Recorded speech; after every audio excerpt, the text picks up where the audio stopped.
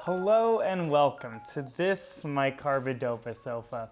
Thank you for joining us in our first discussion on Parkinson's disease. For the remainder of this video, because it's kind of a long series of words, we're just going to refer to Parkinson's disease as PD. We will dive into the intriguing inner workings of human physiology, and specifically how it can derail. Today you will end this video hopefully with a working definition of what PD is, what body systems and structures are affected by it, and gain a clearer picture of what's happening in the brain as it progresses. This analysis of a condition and what it's doing to the body is what we call pathophysiology. There we have it, not even a minute in, and it's already time to pull out the old Latin book. So let's break this one down. Patho stems from a Greek term for suffering. Physis, meaning nature, origin, and logia, meaning the study of. So pathophysiology rather simply is studying the origin of the suffering or damage brought upon by a specific disease. Trying to understand a condition's pathophysiology is a great place to start looking at any disease. Physical symptoms are what we most easily identify when someone is experiencing a condition, but there's a plethora or large amount of processes happening that we can't see. These are normally happening at the same time or oftentimes far before the symptoms we can see occur. We will begin our discussion of PD from the inside out, first gaining a working definition of what the pathophysiology of PD is, and then later discuss the symptoms it causes. Keep in mind that the body is a very complex system. We will be simplifying some things to aid in understanding. But don't worry, understanding PD is a walk in the Parkinson's. Let's define PD. Then break its true definition down bit by bit and see if we can generate a far more clear image of what we're looking at. So here we go. The definition that we're going to use for PD is Parkinson's disease is a neurodegenerative disorder affecting dopaminergic neurons, most notably within the substantia nigra, leading to loss of dopamine. Following a sentence like that, where do you even start? Let's see if there's any hints that can lead us down the right path. We can identify that neuro is part of multiple words, so it must be of some significance. Neuro, from Latin, comes from the Greek term for nerve and/or tendon.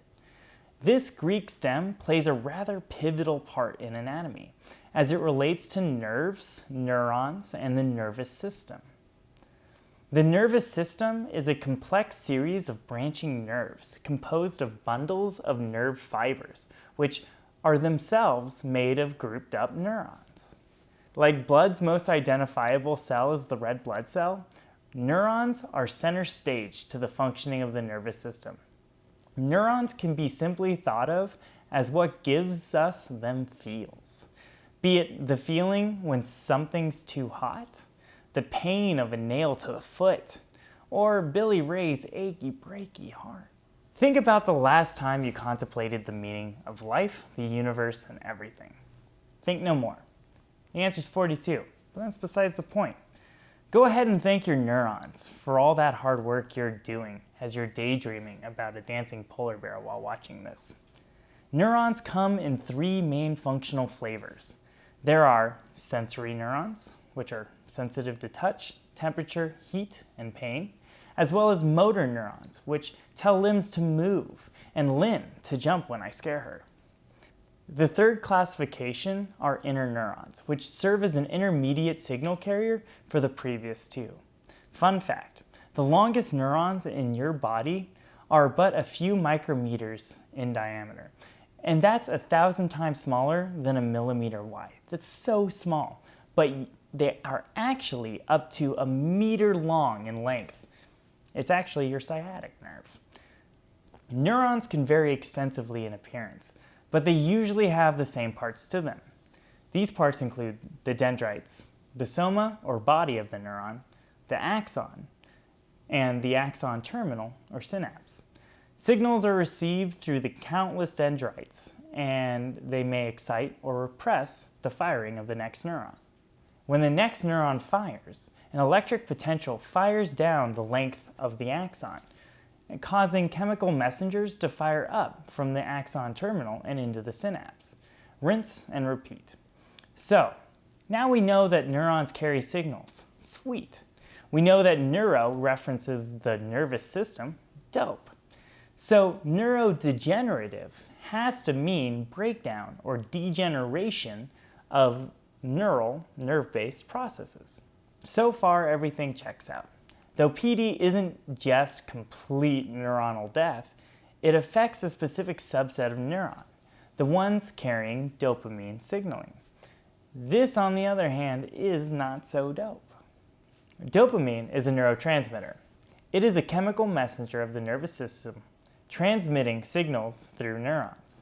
Just like how we have various shipment methods such as UPS, USPS, or FedEx, the body too utilizes different neurotransmitters for different signaling types.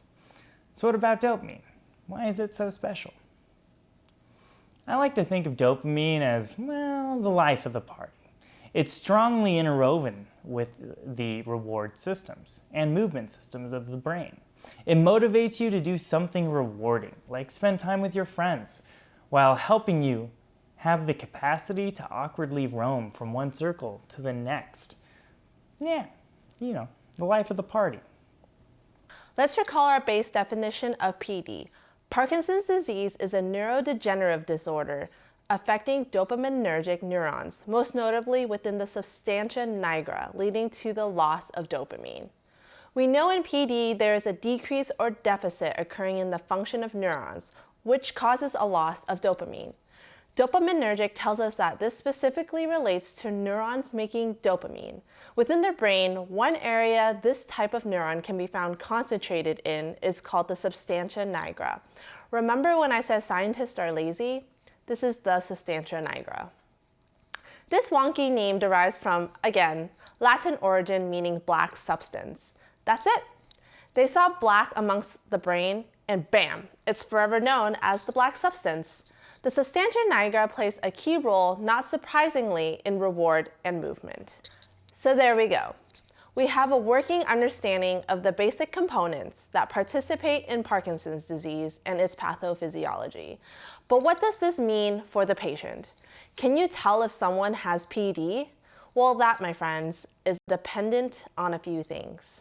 This includes how long they've had it, if they're being treated for it, and how long into treatment they are in. Although there is not a cure for PD, we can make a patient's life a little better and slow down the progression of the disease. This is why pathophysiology is an integral part of developing treatment. We cannot treat that which we do not understand, at least not effectively.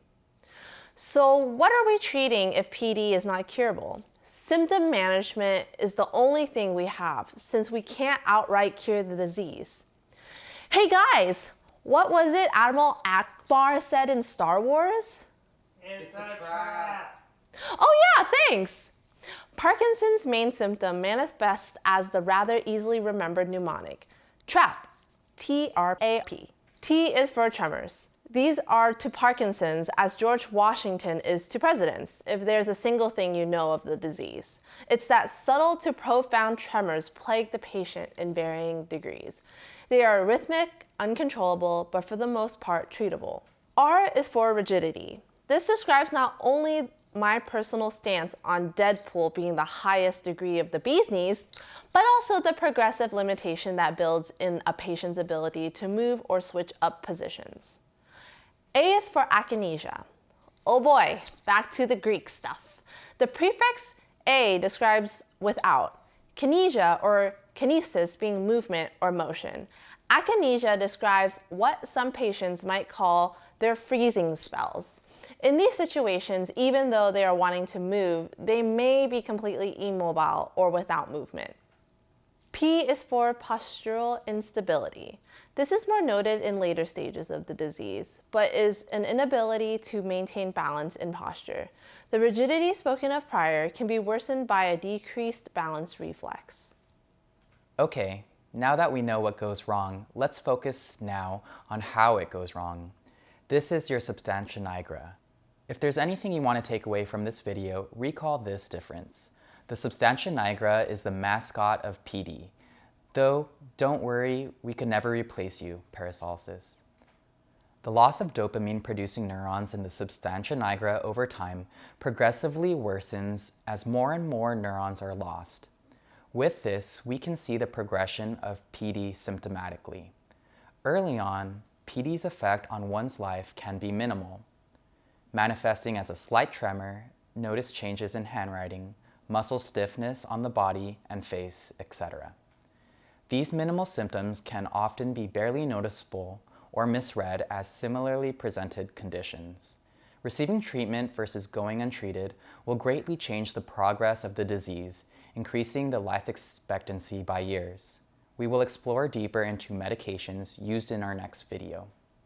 With conditions that usually follow regularly observed progressions, researchers and doctors commonly try to identify stages of the disease. Oftentimes, there can be multiple scales for the same condition. One such scale is the Hoehn and Yahr scale, first published in 1967. And no, this is not the same one from Pokemon, but good eye. It describes the 5 stages of PD as follows. Stage 1, the early stage. Mild to barely noticeable symptoms only seen on one side of the body. These symptoms can be tremor, rigidity, or slowness of movement. Stage 2, early stage. Symptoms become noticeable on both sides of the body, months or years after stage 1. Symptoms can develop to include loss of facial expression, softened voice, progression of body stiffness resulting in pain. Stage 3, the mid-stage. This is the noticeable loss of balance and slowness that continues to develop. This is worsened by the inability to make what are usually regular, automatic adjustments to stance or position to prevent oneself from falling. Falling is a considerable worry at this stage and can lead to serious injury. This doesn't mean that the patient is unable to live their daily lives on their own, as stage 3 is only still considered functionally independent. And stage 4, this is the stage where the disease reached a point where it's considerably disabled the patient. Independent life is a lot less realistic as the patient will need assistance in many aspects of daily life. They may be able to walk and stand, but often need some form of aid, like a walker. And stage 5, this is the final stage of the disease, with the patient being confined to their bed and/or wheelchair. Their balance is extremely impacted, with a strong tendency of falling when attempting to stand. Freezing of the body or the inability to move even when the patient is trying to becomes a lot more prevalent. The patient is in need of around-the-clock assistance. Hopefully you have a better understanding of what PD is and how it progresses. I hope that from this, you all may be able to better recognize its symptoms and be conscious of the limitations the disease brings with it. I have had the unfortunate experience of witnessing my grandfather go through most of these stages. Even though I wish he wouldn't have this condition, I believe through it I've grown closer with him. I chose this as the first condition we would cover, since it's from this condition where this channel's name finds its origin. And because of my connection to it, I've been driven to learn the most I can about it. In closing, thank you for joining us for this episode of the Carbidopa Sofa.